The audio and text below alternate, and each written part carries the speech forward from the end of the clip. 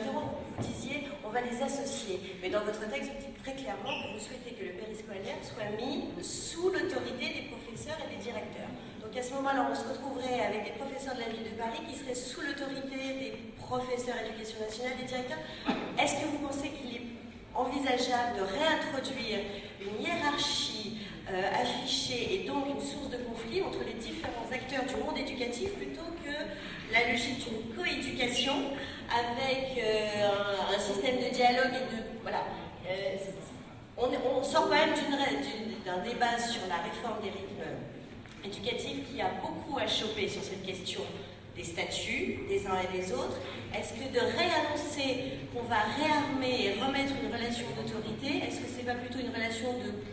Voilà, qu'est-ce qu'on peut inventer? Il s'agit évidemment de rien de fonctionnel. Ça va être difficile, mais ça, ce serait pas possible. Mais je trouve extrêmement problématique aujourd'hui que, alors qu'on avait la chance d'avoir des personnels enseignants de la ville, ce qui encore une fois est unique, qui sont dans une relation très positive vis-à-vis des personnels enseignants de l'éducation nationale, parce qu'ils leur apportent un service, parce que c'est des horaires qui sont dégagés pour les personnels enseignants de l'éducation nationale, parce que ce sont des enseignements, les PVP, de très grande qualité.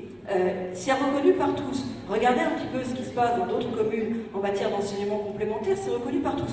Donc on avait là un embryon de quelque chose d'intéressant pour construire une réforme des rythmes scolaires, une extension en quelque sorte vers le périscolaire qui soit utile. Les PVP n'ont pas été associés à la réforme et les professeurs n'ont pas non plus été associés à la réforme. Donc aujourd'hui on est dans une situation dans laquelle, alors qu'on avait un couple qui fonctionnait enseignant-PVP, on a marginalisé les PVP, on a bafoué les enseignants et on a installé à leur place des associations dont toutes s'efforcent probablement de faire un travail efficace, mais dont le moins qu'on puisse dire est que la qualité de ce qui est proposé est très inégale. Moi, ce que je veux, c'est que aux heures de périscolaire, il y ait des activités qui aient pu être concertées avec les professeurs. Je reviens sur ce que je disais tout à l'heure. Les professeurs, on leur apprend la pédagogie, ils passent des concours, ils sont dans une équipe pédagogique. Moi, le matin, j'emmène les enseignants, j'emmène les enfants à l'école, je les confie à des enseignants qui ont passé un concours, qui ont passé des années à apprendre de la pédagogie, qui sont dans une équipe, qui sont une inspection en phase 2, je les confie à l'éducation nationale. Que l'éducation nationale, à 15h, les repasse à des éducateurs, à des animateurs, qui ne sont pas forcément des éducateurs, alors même qu'il y avait des personnels de la ville qui étaient en position de travailler sur ce complément d'offres qui pourrait être proposé à cette heure-là. On n'a pas autant de PVP qu'on pouvait avoir autant d'animateurs. Ça aurait été difficile, on n'avait pas autant de PVP qu'on a pu recruter d'animateurs. D'accord, mais on pouvait s'appuyer au moins sur les PVP, sur l'expérience des PVP, on va peut-être sur passer à un l'expérience des autre sujet enseignants. que les RE. J'ai beaucoup de questions de la salle et je pense que c'est intéressant, parce que très peu portent sur la réforme des rythmes. Il y en a une sur les propositions que vous avez en matière d'apprentissage des langues, qui est une question intéressante, je trouve, donc je vous la pose. Qu'est-ce que vous envisagez de mettre en place comme action pour favoriser et compenser la faiblesse de l'enseignement? Je cite la question qui est posée sur l'apprentissage des langues. Ça nous ramène malheureusement, mais vous n'aimez pas ça, à la question précédente, c'est que moi je pense qu'il faut fixer dans la réforme des rythmes scolaires 5 priorités. Le soutien scolaire. Pour moi, le numérique et l'enseignement des langues, j'y reviens, sont deux choses liées parce que le code informatique est une langue, et puis la pratique culturelle et sportive. Mais je mettrais en un le numérique et l'enseignement des langues. Et j'y reviens, le numérique est une langue, et le numérique participe aussi de mon point de vue du soutien scolaire. En plus, l'enseignement des langues et le numérique ont aujourd'hui partie liée, c'est-à-dire que vous avez de plus en plus de modules d'enseignement des langues qui sont des modules de serious game qui s'appuient sur le numérique et qui permettent d'entrer de manière ludique, de plein pied, dans un enseignement d'une langue étrangère de manière très efficace. Il y a des expériences à l'étranger qui ont été menées à cet égard qui sont mais juste incroyables et qui permettent de l'enseignement précoce. Parce que ça a l'air sophistiqué comme ça de parler numérique ou de langue étrangère, mais en associant les deux, vous développez des modules d'enseignement précoce juste incroyables. Et au collège?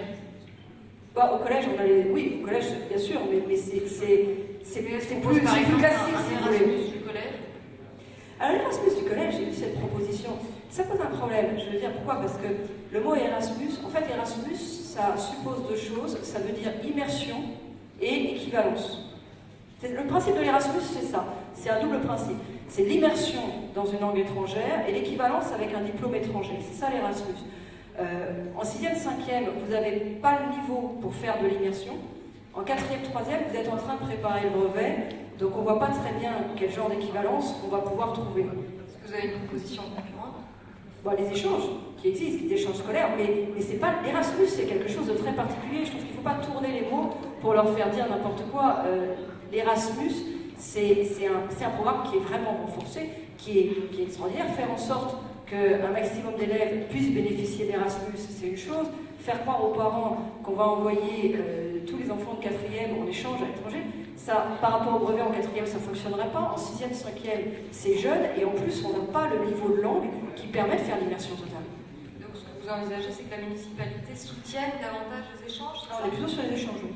D'accord, parce qu'on sait très bien que c'est plutôt les parents favorisés qui ont aujourd'hui la capacité. Et ça, c'est quelque chose qui peut relever le niveau municipal. On retourne sur le problème de l'égalité des chances liées au rythme scolaire. C'est que quand c'est pas bien fait au niveau municipal, en effet, ceux qui ont les moyens se débrouillent pour que ce soit fait. Alors, en l'occurrence, c'est pas au niveau municipal, l'enseignement dans c'est au ministère de l'Éducation nationale. Oui, mais ça pourrait être complété au niveau municipal, puisque vous savez que les séjours donnent lieu à complément, notamment en primaire. On pourrait très bien imaginer une extension. Alors, une dernière question peut-être avant de décliner d'autres questions de la salle qui transpirent de toute votre intervention. Quelle conception vous avez du rôle de l'État par rapport à l'éducation? Vous parlez par exemple dans votre projet d'associer plus étroitement les enseignants, de mieux les impliquer dans les projets d'établissement. Vous avez parlé d'autorité des enseignants. Est-ce que vous n'êtes pas dans une conception qui excède un peu le champ des compétences de la collectivité que vous visez? Et quelle conception vous avez du rôle de l'État? Est-ce qu'il faut aller vers plus de décentralisation selon vous? Et comment?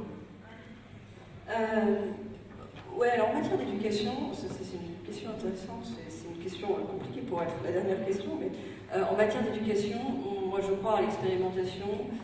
Je crois à l'expérimentation. Je trouve que le développement de l'expérimentation est une bonne chose et j'aime bien qu'on laisse de l'autonomie aux établissements. C'est quelque chose qu'on avait d'ailleurs commencé à faire dans les établissements du second degré. C'est quelque chose qui, moi, je trouve, doit être poursuivi.